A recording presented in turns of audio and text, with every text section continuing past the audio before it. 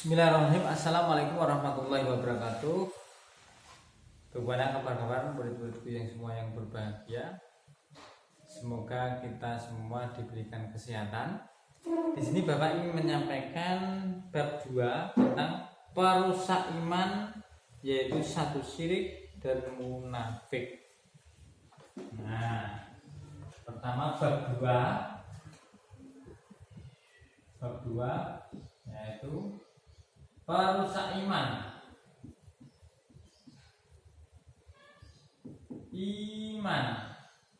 Apa perusak iman? Yaitu yang pertama perilaku syirik, yang kedua munafik.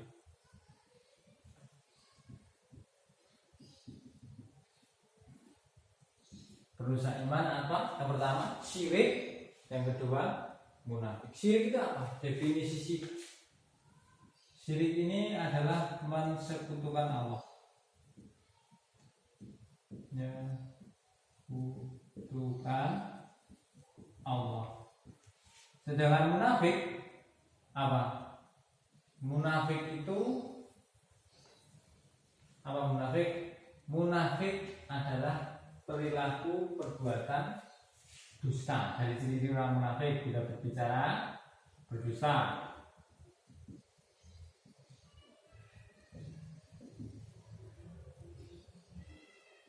Berdusta. Kedua apa?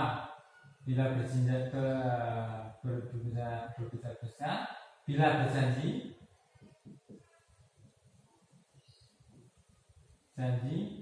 mengingkari.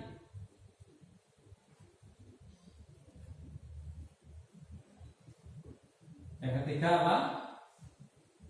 Bila diberi khianat, bila diberi amanah dia berkhianat.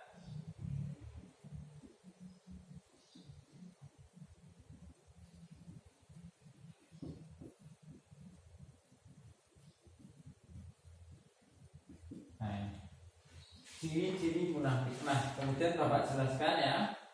Dari bab ini, bab 2 ini, halaman 27 dibuat dulu. Wa'budullaha wala tusyrik bi ibadati. Wa'budu, menyembahlah kepada Allah. Ini wa'budullah, ini perintah Allah ya. Manusia itu diperintahkan oleh Allah untuk beribadah. Beribadah di sini artinya tunduk takluk di hadapan Allah, tentunya dengan rasa ketaatan, namanya takwa. Nah, wa'budullahu bihi, wa'budullah wala tusyrik bi ibadati.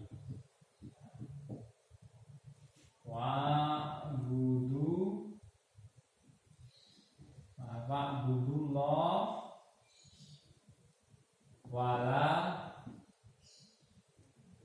tusriku bihi syai'an. Wa'budullah, perintah apa? Beribadah.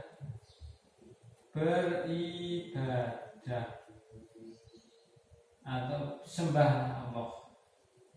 Sembahlah Allah wala, dan wala, dan janganlah, lainnya janganlah apa? Janganlah mensekutukan Allah. Mensekutukan Allah dengan segala sesuatu. Jadi kita satu, Allah itu ada satu, tidak ada 2, 3 atau 4 atau 5, satu. Jadi kalau kita beribadah kepada selain Allah, maka itu perbuatan syirik, mensekutukan Allah. Qul huwallahu ahad, Allahus somad, lam yalid walam yulad walam yakul lahu kufuwan ahad. Itu konsep ketuhanan umat Islam. Kul, katakanlah, huwa dia Allahu ahad adalah satu, Allahu somad, Allah tempat meminta segala sesuatunya. Jadi adik-adik, kalau kita memohon berdoa kepada selain Allah itu perbuatan syirik doa, maka kita berdoa hanyalah kepada Allah. Jadi Allahu somad, Allah tempat meminta segala sesuatu. Lam yalid walam yulad, lam sekali-kali tidak, yalid dia beranak, walam yulad dan tidak diberanak, walam yakul lahu wala yakun lahu, dan tidak ada yang menjadi, walam yakun lahu kufuwan ahad, yang tidak ada yang menjadi tandingan satupun di hadapan Allah. Jadi hanyalah Allah lah yang berhak diibadahi, tunduk, takluk, taat kepada Allah. Dari di sini yang di ini adalah ayat An-Nisa ayat ke surat 4 ayat ke-30. Nah, adik-adik itu semua yang buka ya, kita buka halaman berikutnya. Perbuatan syirik, pengertian syirik ya, dari buku ini dijelaskan. Pengertian ada syirik adalah menyamakan Allah atau mensekutukan dengan hal yang lain dalam hal yang menjadi kekhususan Allah. Kekhususan Allah yaitu dalam hal rububiyah. Rububiyah ini artinya adalah penciptaan. Tidak ada yang menciptakan langit dan bumi kecuali hanya Allah. Tidak ada yang menghidupkan, mematikan kecuali hanyalah Allah. Tidak ada yang memberikan rezeki kecuali hanyalah Allah. Tidak ada yang mendatangkan bala kecuali hanyalah Allah. Tidak ada yang mendatangkan madharat kecuali hanyalah Allah. Itu adalah tauhid rububiyah, yaitu tidak boleh menyekutukan Allah. Hanya Allah yang memberikan rezeki, hanyalah Allah yang mendatangkan keselamatan, hanyalah Allah yang menghidupkan dan mematikan. Yaitu penciptaan, pengaturan, dan kepemilikan. Uluhiyah dalam hal ibadah. Nah, ini kita tidak boleh beribadah kepada selain Allah. Asma wa sifat, kita tidak boleh mensifati sesuatu hal yang menyamai oleh Allah. Hanya Allah lah yang memiliki sifat-sifat Allah yang namanya asma wa sifat, dinamakan asmaul husna. Jadi ada 99 sifat bagi Allah. Misal seseorang yang berbuatan syirik, misal seseorang yang mempercayai selain Allah ada yang bisa menghidupkan dan mematikan dan menyembuhkan penyakit, termasuk perbuatan syirik dalam hal rububiyah. Jadi kalau ada orang yang tahu bisa mematikan, bisa menghidupkan, orang yang mati kemudian dihidupkan. Nah, seseorang itu entah makhluk halus atau itu manusia bisa menghidupkan orang mati. Kalau itu mempercayainya, itu ada perbuatan syirik. Jadi yang bisa menghidupkan hanyalah Allah, yang menyembuhkan penyakit hanyalah Allah, tentunya lewat pelantara dokter. Kemudian termasuk perbuatan syirik dalam rububiyah, seseorang yang minta atau berdoa kepada selain Allah, jaluk donga sama mbah dukun untuk biar diberi pelarisan, itu termasuk perbuatan syirik. Bermain sihir termasuk perbuatan syirik, mensekutukan Allah supaya diberi rizki. Nah, termasuk syirik dalam hal asma wa sifat, karena sesungguhnya hanya Allah lah yang mendatangkan rizki dan sifat ar-razaq. Atau seseorang yang beribadah serta memberi sesembahan kepada selain Allah termasuk perbuatan syirik. Seperti contohnya orang membawa kepala kerbau untuk persembahan, bawa ke Parangtritis untuk persembahan, itu perbuatan syirik atau perbuatan iman? Itu tentunya perbuatan syirik, mensekutukan Allah, persembahan hewan untuk kepada selain Allah. Orang-orang yang melakukan perbuatan syirik disebut musyrik lawan dari perbuatan syirik adalah tauhid. Syirik merupakan dosa yang kedzaliman yang paling besar. Allah berfirman dalam Al-Qur'an disebutkan wa idh qala Luqmana li ibnihi. Nah, ini surat Al-Luqman. Wa idh qala Luqmana li ibnihi wa huwa ya'iduhu ya bunayya. Wa idh qala, dan ketika Luqman berkata menasihati kepada anaknya, wa huwa ya'iduhu, kepada anaknya, ya bunayya, wahai anakku, la tusyribillah, janganlah engkau itu mensekutukan Allah. Inna syirka la dzulmun adzim, sesungguhnya perbuatan syirik itu adalah perbuatan yang sangat dosa. Macam-macam syirik di sini adalah syirkul akbar dan syirkul asghar. Nah, kita buka syirkul akbar dan syirkul asghar, kita bisa dibaca di sini. Akbar itu mensekutukan Allah, asghar syirkul doa, kemudian syirkul miyah, syirkul ketaatan, syirkul mahabbah, syirkul rasa takut, syirik tawakal, syirkul kecil, nah itu riya. Syirik kecil ada riya. Riya itu apa? Riya itu beribadah pengen dipuji oleh orang lain. Misalkan ada adik beramal, ya, beramal untuk sedekah. Nah, sedekahnya itu biar dipuji oleh orang lain. Dia tidak niat karena Allah, tapi niatnya untuk dipuji oleh orang lain. Nah, itu termasuk syirik kecil.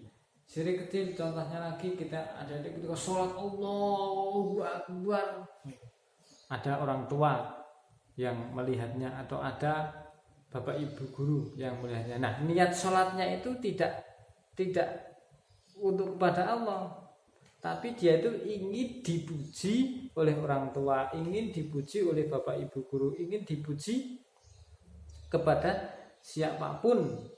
Nah, jadi tidak niat karena Allah tapi ingin dipuji. Nah, itu dengan ingin dipuji itu termasuk perbuatan riya. Jadi niat sholat, ya niat sholat Allahu Akbar, tidak, di hatinya tidak ingin dipuji, tapi di hatinya ingin beribadah kepada Allah. Bahaya dari perbuatan syirik, di antara akibat yang berbahaya dari perbuatan syirik, dosa tidak akan diampuni Allah Subhanahu wa taala sampai meninggal. Maka perintah Allah, ya ayyuhalladzina amanu ittaqullaha haqqa tuqatih, wahai orang-orang yang beriman, takwalah engkau kepada Allah dengan ketaatan, dengan kebenaran. Wala tamutuna, janganlah sekali-kali kamu mati kecuali dalam keadaan muslim. Jadi engkau itu meninggalnya dalam keadaan muslim, jangan sampai dalam keadaan syirik, jangan sampai dalam keadaan fasik, jangan sampai keadaan tidak beriman kepada Allah. Jadi harus dalam keadaan muslim.